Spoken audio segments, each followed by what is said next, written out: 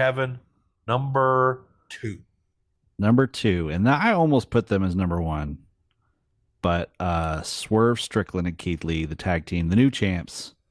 What? Like, we had been complaining for, like, that's one of the most consistent they weren't things we've doing been saying anything is they with weren't them. doing anything with them. Yep. One night they became, one of the biggest acts on the whole promotion. What was your thought of the match overall? Did you think it was a really good match? I did. I really enjoyed it. I really enjoyed this match. Yeah, I think especially as it went, I did not expect the title change at all. No, and I expected number 1, I didn't expect it. Like, that is clear. Number 2, I thought if there was going to be a title change, it would have gone to Team Taz. Yep, me too. To me, I felt like those are the guys, but when this happened, it's like, okay, they're a little late to the game, but they're finally trying to put these guys over as stars, and I don't think it's going to be a long reign. I have a feeling these guys are going to break up and lose in a match and lose the titles. I don't know to who, but one thing that was interesting is Dave Meltzer kind of talked about this week and finding out everybody assumed we were moving towards Young Bucks versus FTR for all the titles on the planet Earth. Mm-hmm. And it turns out that was never in the cards. They were never looking at that. And so it's going to be interesting to see where they're going. But also, of course, we've long been told trios titles are coming. They're coming when Kenny Omega comes back.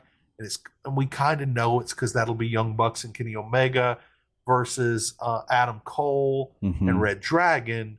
And now we got no Adam Cole. We got no Kenny Omega. We don't know when they're coming back. So I think we don't even have a Kyle O'Reilly. Yeah, I think some things are getting rewritten right now. Yeah, and that, to me, that's exciting because that makes me think the tag division is wide open. Right, and maybe they had some plans and they're replacing them, and they're replacing them with the people that should have had some real movement a few months ago. Yeah, that's a good thing. They so they did. They blew the tag rankings out wide open, like the whole division. 3, 4, and 5 are out. Like, they all lost this week. Right. 3, 4, and 5 lost, and then the champs. Yeah. So then the champs lost. So next week it'll be like Young Bucks number 2. Yep. And I'm excited to see what the new rankings are going to look like. Yeah, actually. And the teams that beat them are all in feuds with other teams, so it's not like anyone's like obvious, So there's part of me that thinks, I kind of hope this, even though I really kind of want to see what Swerve and Keith could do as a team for a longer run.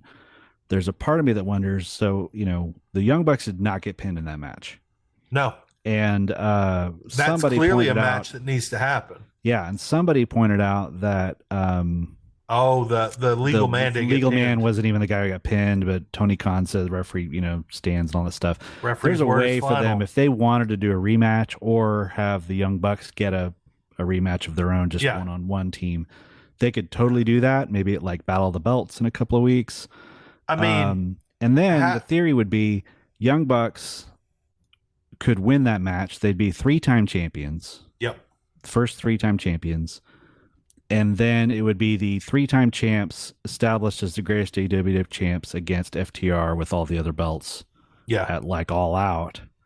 That's a great idea. Could be amazing. And then if FTR wins, Young Bucks still have one more title reign than them, so they still get the little pride factor in it. Absolutely.